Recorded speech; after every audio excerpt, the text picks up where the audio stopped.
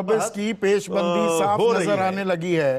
तो ऐसे में शरद कोहली, देखिए वो ग्रेट इंडियन सेल जो लगती है ना, हर साल लगती है, जैसे ही मौसम आता है त्योहारों का, तो ये ग्रेट इंडियन सेल लग रही है और इसमें एलोकेशन ऑफ रिसोर्सेज पर ध्यान दिया जा रहा है या कहां पर वोट ज्यादा दिखाई दे रहे हैं? अब लड़ाई उस ओर जाती दिख रही है। बिल्कुल संदीप, देखिए ये इलेक्शन से पहले जो हलचल शुरू हो जाती है, इलेक्शन से पहले जो डिक्लेरेशन हो जाती है, ये तो साफ साफ इंटेंशन को क्लियर करती है, पहली बात। दूसरी बात, एक और इस फ्रीबीज की वजह से, या ये जो भी रेवड़ी कह लीजिए, जो भी बेनिफिट वेलफेयर कह लीजिए, जो भी कह लीजिए, दो तबके में सारा वोटर्स बट रहा है। मैं एक इकोनॉमिस्ट के नाते बोल रहा हूं। एक वो तबका है जो कि डेवलपमेंट, फ्लाईओवर्स, नए रेलवे स्टेशन, नए एयरपोर्ट, नए पोर्ट्स वगैरह वगैरह देखना चाहता है।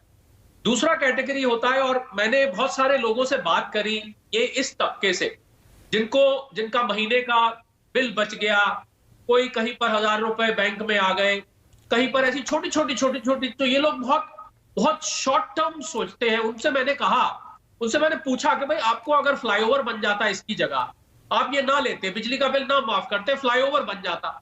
वो कहते हैं जी फ्लाईओवर तो बनेगा 2-3 साल में, बिजली का बिल तो हमारा अगले महीने से माफ होना शुरू हो गया। तो ये वोटरों के बीच में एक डिवाइडिंग लाइन भी संदीप खड़ा कर रहा है। और दूसरी बहुत जरूरी, नहीं, एक और डिवाइडिंग लाइन भी खड़ी हो रही है क्या?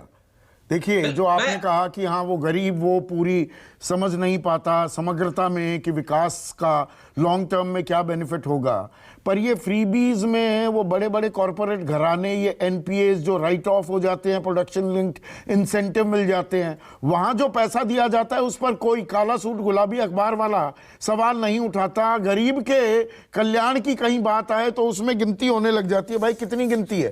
3,294 रुपए में 75 लाख परिवारों को आधे दाम में गैस के सिलेंडर मिल सकते हैं ना। 3,294 के तो ये प्लेन प्लून आते हैं। इतना तो खर्चा ऐसे ही खामखा में चाहे समोसे में कर देते हैं कैबिनेट मीटिंग में। गलत तो नहीं कह रहा हूं? नहीं, आप बिल्कुल ठीक कह रहे हैं। उसमें देखिए जो डेफिनेशन आपने, जो वेलफेयर और रेवड़ी के बीच में जो डिवाइडिंग लाइन है, अभी वो डिवाइडिंग लाइन विजिबल नहीं है। मैं उसी पे आ रहा था, आपने जो बात कही मैं उसी पे आ रहा था। मुझे लगता है एक पॉलिसी बननी चाहिए कि आप, मेरे हिसाब से फ्रीबी क्या है, मेरे हिसाब से संदीप फ्रीबी है जहां आपको अगर दर्द हो रही है और आप एक पेन किलर लेते हैं, उसको मैं फ्रीबी नहीं मानता। पर अगर आप उसको देते हैं बादाम खाइए सेहत बनाइए, उसको मैं फ्रीबी मानता हूं। देखिए ये एक डिवाइडिंग लाइन बीच में खड़ी करनी पड़ेगी।